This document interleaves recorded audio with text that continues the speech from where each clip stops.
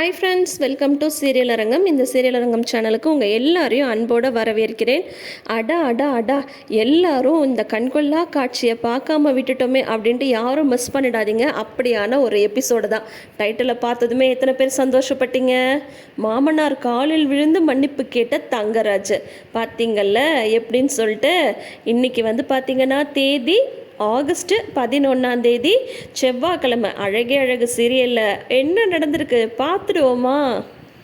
ரேவதிக்கு ஏதோ ஒரு பிரச்சனை அப்படின்ற மாதிரி பாக்யராஜோட இன்ஸ்டிங் சொல்ல உடனே வந்து அங்கே கிளம்பி போகிறாங்க. ரேவதியை பார்த்ததுமே அவங்க கண்ணெல்லாம் செவந்திருக்கிறத பார்த்துட்டு என்னாச்சுன்னு சொல்லிட்டு கேட்க, ஆமாம் நான் தான் அடித்தேன், உன்னால் என்ன பண்ண முடியும் அப்படின்னு தங்கராஜ் வந்து திமிரா பேச, இதுக்கு மேலே ஒரு நிமிஷம் கூட நீங்கள் இருக்கக்கூடாது, வா ரேவதி அப்படின்னு பாக்யராஜ் வந்து கூப்பிட்றாங்க. ரேவதி வந்து தயங்குறாங்க. ரேவதி குழந்தைய தூக்கிட்டு உள்ளே போ அப்படின்னு சொல்லும்போது, நீ வா ரேவதி, இதுக்கு மேலே இவர்கிட்ட அடி வாங்கிட்டு இங்கே இருக்கணும்னு எந்த அவசியமும் கிடையாது, என்ன கேட்குறதுக்கு ஆள் இல்லைன்னு நினச்சிட்டாரா? நான் வருவேன், நான் வந்து கேட்பேன், இந்த மாதிரி வந்து நீ அடி வாங்கிட்டு இருக்க ஒன்று இவரை வந்து உனக்கு கல்யாணம் பண்ணி வைக்கல, நீ வா போகலாம் அப்படின்னு சொல்லிட்டு பாக்யராஜ் கூப்பிட்றாங்க. இல்லைண்ணே வேணாண்ணே, நான் பார்த்துக்கிறேண்ணே, நான் சமாளிச்சுக்கிறேண்ணே அப்படின்னது வேண்டாம். எப்போ வந்து அவர் ஒன்று அடிக்க ஆரம்பிச்சிட்டாரோ இனிமேல் வந்து நீ எந்த பிரச்சனையும் சமாளிக்க தேவையில்ல. புருஷன் பொண்டாட்டி கூட சண்டை வந்தால் அதுக்கு வந்து அடிக்க தான் செய்யணுமா? அப்படி ஒன்றும் கிடையாது. அப்படி ஒன்று இங்கேயே விட்டுட்டு போகிறதுக்கு நான் வந்து தயாராக இல்லை, வா நீ முதல்ல வந்து வண்டியில் ஏறு அப்படின்னு சொல்லிட்டு வந்து ரேவதியை வடுக்கட்டாயமாக கூட்டிகிட்டு வந்துடுறாரு பாக்யராஜ். ரேவதியும் பேசாமல் அண்ணா கூப்பிட்டதும் வந்துடுறாங்க. தங்கராஜுக்கு வந்து பாரு, என் வீட்டுக்கு வந்து என் பொண்டாட்டியை கூட்டிகிட்டு போறியோ, இருடா உன்னை கவனிச்சுக்கிறேன் அப்படின்ற மாதிரி அவருக்கு வந்து தோணுது. இதில் என்ன ட்விஸ்ட்டுன்னா, தங்கராஜ் வந்து போட்ட கணக்கு தப்பாயிடுது. நம்ம ஒரு ஃபோன் பண்ணால் மாமனார் மாமியார் அலறிட்டு கொண்டு வந்து பொண்ணை விட்டுற போகிறாங்க அப்படின்ற மாதிரி அவர் வந்து நினச்சிட்டாரு. இப்போ வந்து பார்த்தா ரேவதியோட வந்து வீட்டில் இறங்குறாரு பாக்யராஜ். பார்த்துட்டு, வா ரேவதி, என்ன நீ மட்டும் வந்திருக்க, மாப்பிள்ளை வரலையா அப்படின்னு கேட்குறவங்க டக்குன்னு ரேவதியோட முகத்தை பார்க்குறாங்க. அவங்க அம்மா என்னடி கண்ணெல்லாம் சவந்திருக்கு அப்படின்னு சொல்லி சொன்னதும், என்னாச்சு ஏதாவது பிரச்சனையா அப்படின்ற மாதிரி உடனே வந்து கேட்குறாங்க. அதுக்கப்புறம் வந்து பார்த்தா பாக்யராஜ் வந்து சொல்கிறாங்க, ஆமாம் அந்த ஆள் தான் இவளை போட்டு அடிச்சிட்டாங்க அப்படின்னு சொல்லி சொன்னதும், ஏங்க இங்கே வாங்க வாங்க, இவன் பாருங்க என்னமோ சொல்கிறான், நீங்கள் வாங்க அப்படின்னதும் உள்ளேருந்து ராகவன் வராங்க. அவருமே வந்து பாருங்க ரேவதியோட கண்ணெல்லாம் செவந்திருக்கு அப்படின்னதும், என்னாச்சு என்ன பிரச்சனை சொல்லு அப்படின்னு சொல்லும்போது, நான் தான் சொல்கிறேன்ல அந்த ஆள் தான் வந்து அடிச்சிட்டாங்க அப்படின்னதும், அந்த ஆள்னா யாருடா அப்படின்னது, வேற யாரு, எல்லாம் உங்கள் அருமை மாப்பிள்ளை தான் அப்படின்னு சொல்லி சொல்கிறாங்க. மாப்பிள்ளை அடிச்சாரா? ரேவதி வா, எதுக்கு என்னாச்சு, ஏதாவது சண்டையா அப்படிங்கும்போது, வா சண்டையாகவே இருக்கட்டும், எதுனாலும் வாய் வார்த்தையாக இருக்க வேண்டியதானே, எப்படி வந்து ரேவதி வந்து அடிக்கலாம், எனக்கு என்னமோ வந்து தப்பாக பட்டுச்சுன்னு சொல்லிட்டு தான் ரேவதி வந்து எதாச்சியாக பார்க்கலான்னு அவங்க வீட்டுக்கு வந்து போனேன். போய் ரேவதியை பார்த்ததுமே எனக்கு வந்து எவ்வளோ ஆத்திரமாக வந்தது தெரியுமா? ரேவதியை பார் எப்படி போட்டு அடிச்சு வச்சிருக்காருன்னு சொல்லிட்டு நான் கேட்குறதுக்கு ஆள் இல்லைன்னு நினச்சிட்டாரா? அதுக்காக தான் இனிமேல் ரேவதி அங்கே இருக்கவே வேணாம், நான் இங்கே கூட்டிகிட்டு வந்துட்டேன் அப்படின்னு சொல்கிறாங்க. முதல்ல என்ன பிரச்சனை ஏதுன்னு வந்து கேட்போம், நீ பாட்டிக்கு வந்து பேசாத, ரேவதி இங்கே வா முதல்ல உட்காரு, என்னம்மா என்ன வீட்டில் ஏதாவது பிரச்சனையா அப்படின்னதும், என்ன சண்டையாக வேணா இருக்கட்டுமே அதுக்காக அடிப்பாரா அப்படின்னு சொல்லிட்டு பாக்யராஜ் வந்து சொல்லிட்டு இருக்காங்க. உடனே வந்து பார்த்தா ராகவனோட மொபைல் வந்து அடிக்குது. யாருன்னு பார்த்தா மாப்பிள்ளை தான், பாரு மாப்பிள்ளை தான் கூப்பிட்றாரு, என்னன்னு சொல்லிட்டு கேட்போம் அப்படின்னு சொல்லும்போது, வேணாம் நீங்கள் ஒன்றும் எடுக்க தேவையில்லை அப்படின்றாங்க. ராகவனுமே எடுத்த பேச்சுக்கு பேசாமல் எடுக்காமல் விட்டுறாரு. அதுக்கப்புறம் பார்த்தா பாக்யராஜ் மொபைலுக்கு கால் வருது. யார் மாப்பிள்ளையா அப்படிங்கும் போது, இல்லை இது வந்து எனக்கு பேங்க்லேருந்து கால் வந்திருக்குன்ட்டு அப்புறம் எடுத்து பேசுகிறாங்க. ஒரு 10 நிமிஷத்தில் நான் வரேன் சார் அப்படின்னு சொல்லிட்டு பாக்யராஜ் வந்து சொல்கிறாங்க. உங்கள் மாப்பிள்ளை ஃபோன் பண்ணால் எடுத்து பேசாதீங்க, ரேவதி வேணும்னா அவர் வந்து தேடிட்டு வரட்டும், இனி என்னன்னாலும் ரேவதி வந்து இனிமேல் அந்த வீட்டுக்கு அனுப்ப போகிறது கிடையாது, நீங்கள் உடனே போயிட்டு உங்கள் மாப்பிள்ளை சொல்கிறாருன்னு தலையை ஆட்டி வைக்காதீங்க அப்படின்னு சொல்லிட்டு உடனே வந்து மலர்கிட்ட மதிக்கிட்டெல்லாம் வந்து ரேவதியை வந்து பார்த்துக்கோங்க அப்படின்னு சொல்லிட்டு பாக்யராஜ் வந்து கிளம்பிடுறாரு.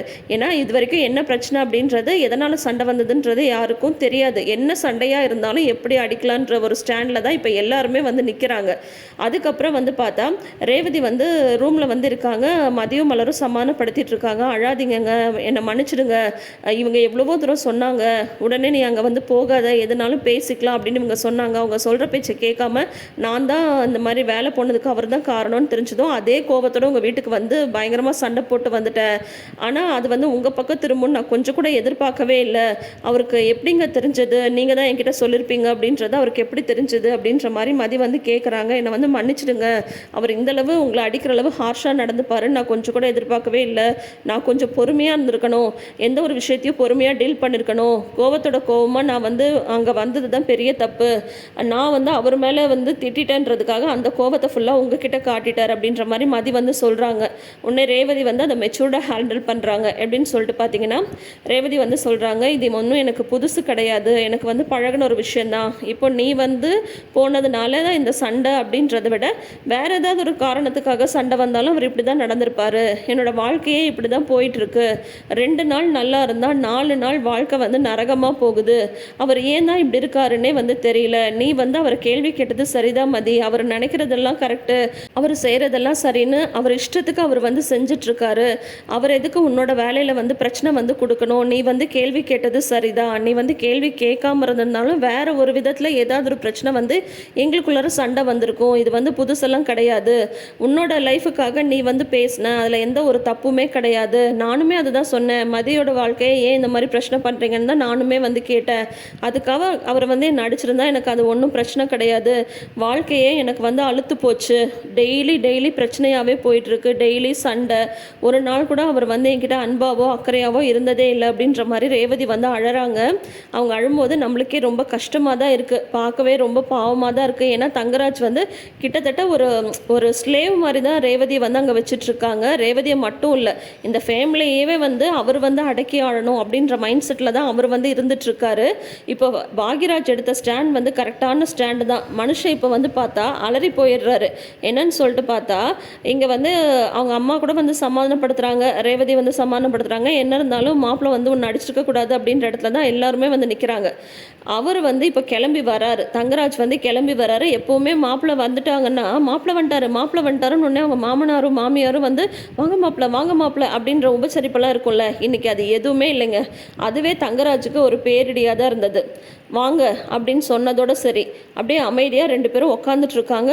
அப்படியே முகத்தெல்லாம் சிரிசா வச்சுட்ருக்காங்க ராகவனும் லக்ஷ்மியும். இதில் வந்து லக்ஷ்மி வந்து உள்ள ரேவதி கிட்ட டைலாக் வேற, எவ்வளோதான் கோவமாக இருந்தாலும் அது என்ன ஒரு ஆம்பளை பொம்பளை வந்து கை நீட்டி அடிக்கிறது அப்படின்றாங்க. இதே சீன் தானே ஒரு 10 நாளைக்கு முன்னாடி உங்கள் வீட்டில் நடந்ததில்ல? அப்போ உங்கள் பையனை நீங்கள் ஏன் கண்டிக்கல மிஸ்ஸஸ் லக்ஷ்மி? உங்கள் பொண்ணுக்குன்னா மட்டும்தான் உங்களுக்குலாம் வலிக்கும் போல இல்லையா அப்படின்ற மாதிரி தான் நமக்கு தோணுது. மதியமே அப்படியே பார்க்குறாங்க லக்ஷ்மியை, என்ன அப்படின்ற மாதிரி தான் பார்க்குறாங்க. இன்றைக்கி ஆக்சுவலாக வந்து பார்த்தா அதே மாதிரி ஒரு டைலாக் தான் சுரேஷுமே வந்து அவங்க மாமாட்ட வந்து பேசுகிறாரு. என்ன இருந்தாலும் நீங்கள் அக்காவை அடிச்சிருக்க கூடாதுல்ல, அக்கா வந்து பாவம்ல மாமா, வந்து ஒய்ஃப் அடிக்கிறது தப்பு தானே அப்படின்றாரு சுரேஷ். மதியம் அப்படியே பார்க்குறாங்க சுரேஷுமே மதியம் வந்து பார்க்குறாங்க. அப்படியே தலையை வந்து குனிஞ்சிக்கிறாரு சுரேஷ். இப்போ வந்து பார்த்தா வந்து என்னை மன்னிச்சிடுங்க மாமா அப்படின்னு சொல்லிட்டு, ஏன்னா வீட்டுக்கு வந்ததுமே முகம் கொடுத்தே அவங்க பேசல இல்லையா. இவருக்கு டப்புன்னு என்ன பண்ணிடுறாரு தங்கராஜ், சடாருன்னு அவங்க மாமனார் காலில் விழுந்து மன்னிப்பு கேட்குறாரு. என்னை வந்து மன்னிச்சிடுங்க மாமா, நான் வந்து ரேவதி அடித்தது வந்து தப்பு தான். சண்டைன்றது வாய் வார்த்தையிலே இருந்திருக்கணும். நான் வந்து அவளை கை நீட்டி அடிச்சிருக்க கூடாது. என்னை மன்னிச்சிடுங்க அப்படின்ட்டு காலை பிடிச்சி கெஞ்சுறாரு.